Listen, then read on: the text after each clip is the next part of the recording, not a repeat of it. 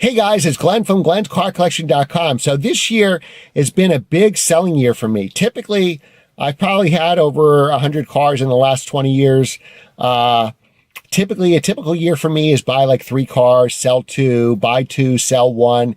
This year's been the complete opposite. We've already sold 4. Again, I've probably sold 50, 75 cars privately. Some cars I've traded in. And most experience has been good. I think I sold 2 cars on eBay were dealers that were very unscrupulous dealers and tried to cheat me and stuff like that. So I had 2 bad dealer experiences, but I never had a bad experience with an individual because I always sell a good car, a highly maintained car, and usually I sell to a car enthusiast. So, they know what they're doing, and they have realistic expectations. But selling these 4 cars and 5 cars, this is what happened so far. I've had people come test drive my stick shift cars and then wind up buying an SUV. So why would they test drive, an M2 and then buy an SUV? I've had people that agreed on a good price to me, had me, do all the things for them. And then all of a sudden they never wired me the money. And why didn't they? Because they never asked their wife for permission and their wife didn't give the permission. So please ask your wife, husband, spouse for permission before you buy the car and waste somebody else's time.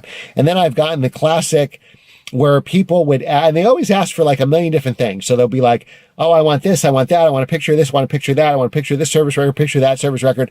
And then they tell you, okay, well, they'll give you full price of the car, but they're the student right now, and they need a car now, and they're going to pay you because, in 5 years from now, they're going to be a doctor or attorney, they're going to make so much money, they'll give you full price, but they can't pay you till then. Or a lot of people will tell you, I'll pay you monthly payments. I'm not a bank, so you can get your own loan and pay the bank monthly payments.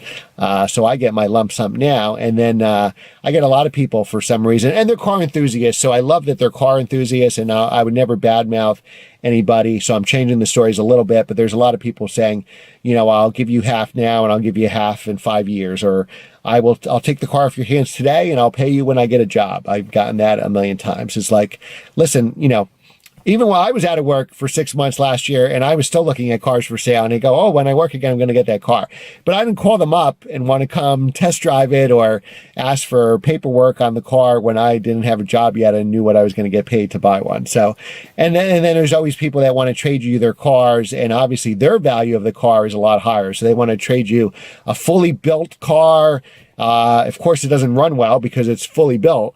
And, they're going to trade you this car and 2 others, and that's going to equal your car. And if they went to CarMax or someplace else, they're going to give them 1/10 of what the value they said it is. And I think that's a mistake people make. If you making up a number, say you have a $20,000 car, you put 50 grand into it, it's not worth 70, it's probably worth 10, because most people don't want a fully built car. You'd be lucky to even get 20 for it with all those modifications. Most of the time it hurts value, but some cars it doesn't, but most of them it does.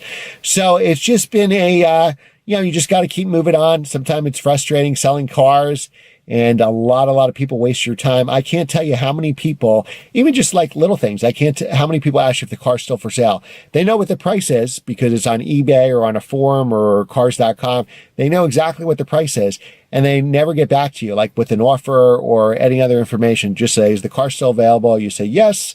Do you have any questions? Let me know. And they never respond. So why did you want to know if it was available for? Are you using it for another car? You're going to sell one, or you need your spouse's permission? I have no idea. Why would somebody ask that and never get back to you? Like with my M2, I must have got 100 people want to know if it was available. Or, obviously do your research, know what the car is selling for. A lot of dealers will lowball you. I mean, I sold the car to a wholesaler, and I got more money than any BMW dealer was offering me, and any other wholesaler that sees your car for sale that lowballs you. They're going to give you 5,000 less because they're going to go to the next wholesaler and sell it, and it's going to be sold a couple times to go to the dealer. So you can't knock anybody for trying to make a living. It's not that easy nowadays, and I know it. I was unemployed for 6 months, and now I have a commission job where I have to start from scratch. But I mean, people really would say yes to those that are way market. You could go to CarMax and get 5,000 more, why would you sell it to that wholesaler? You really just can't drive to, the local BMW dealer and just get a trade-in from them, without buying something else. So that's the end of our video. So leave your car selling nightmare stories below in the comments below. I read all the comments. I respond to them. So please leave all those crazy stories below. I'd love to hear them. Remember to like, share, and subscribe, and hit the notification bell so you don't miss the next video.